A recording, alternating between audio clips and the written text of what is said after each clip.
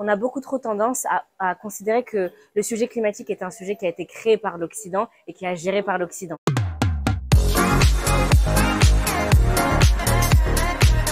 Alors, je m'appelle Taman Moumadi, nom d'artiste Tamaa.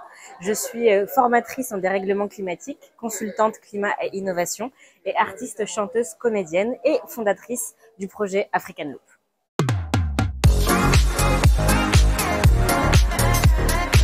Alors, il y a bien entendu de nombreux enjeux, de nombreux sujets.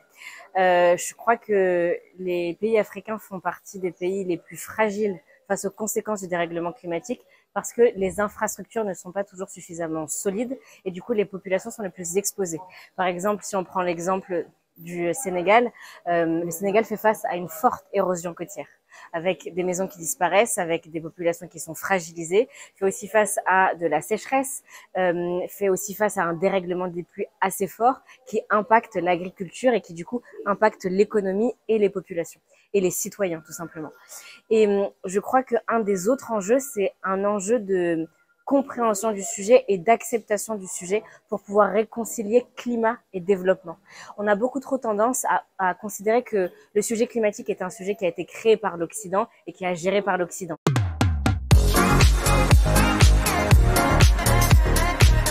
Il est vrai que l'Afrique est un continent qui a émis historiquement à environ 4% des émissions de gaz à effet de serre.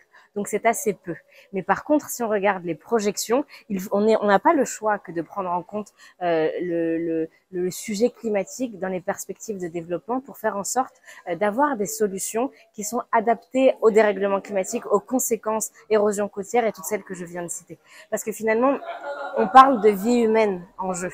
On parle de qualité de vie. Et quelque part, même si le continent africain n'a pas émis le plus, c'est ce qu'on appelle l'injustice climatique, c'est un des continents qui subit de plein fouet et qui subit le plus ses conséquences. Donc il faut réussir à identifier quelles sont les bonnes solutions à incorporer pour répondre aux besoins fondamentaux et pour pouvoir se développer correctement, mais en prenant en compte le dérèglement climatique. Et les solutions, c'est ça qui, quelque part, est une opportunité, c'est que bon nombre de solutions sont déjà présentes en Afrique et ne demandent qu'à être déployées, qu'à pouvoir finalement créer des emplois, notamment pour les jeunes.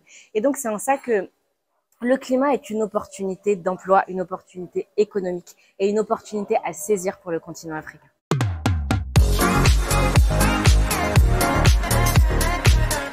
Alors, il y a différentes solutions. Par exemple, quand on parle d'érosion côtière, il y a la possibilité de planter des arbres sur le pourtour pour favoriser, on va dire, la stabilité des sols. En termes d'agriculture, il y a des solutions qui ont été éprouvées. Par exemple, celui du feu Yacouba Sawadogo, qui a réussi vraiment un miracle qui malheureusement est décédé récemment, mais qui au Burkina Faso a réussi à transformer ces terres en un oasis alors qu'elles étaient touchées de plein fouet par la sécheresse, parce que il a réussi à revenir à des techniques agricoles qui sont ancestrales et qui ont fait leurs preuves.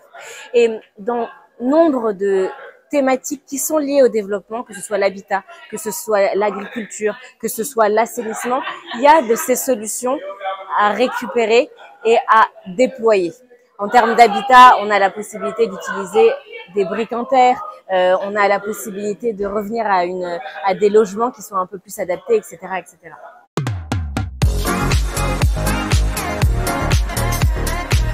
Alors pour moi, la place de la jeunesse, elle va vraiment dépendre de la place qu'on lui donne réellement dans les faits.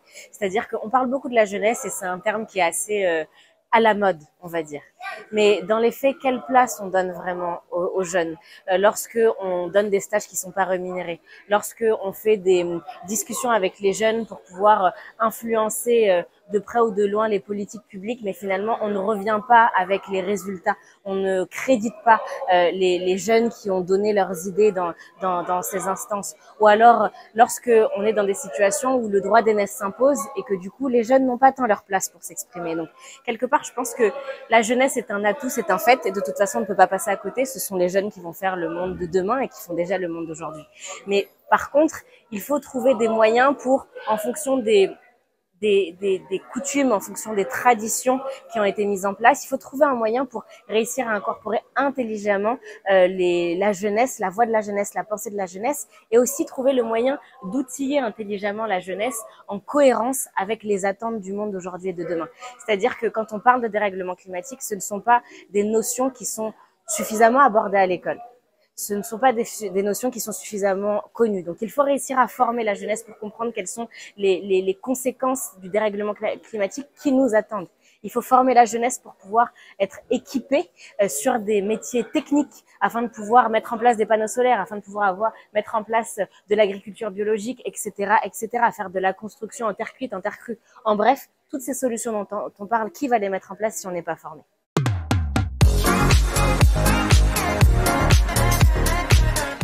Je pense que les artistes ont un regard particulier qu'il faut réussir à mieux incorporer dans les discussions climatiques, d'une part, et je crois que dans les instances de décision, dans les forums, dans les espaces où on peut éduquer des citoyens, des communautés, etc., il ne faut pas avoir peur d'avoir recours aux artistes pour réussir à user de leur art, pour transformer les discours et les rendre plus intelligibles. Parce que les artistes ont cette capacité unique à toucher les cœurs pour réussir à faire comprendre des notions qui parfois font peur et surtout à aider les solutions climatiques afin qu'elles soient mieux incorporées. Parce que lorsqu'on parle de solutions climatiques, on parle de changement. On a tous peur du changement. Et donc, à partir de là, il s'agit d'éduquer intelligemment dans le respect des personnes et dans le respect des ambitions.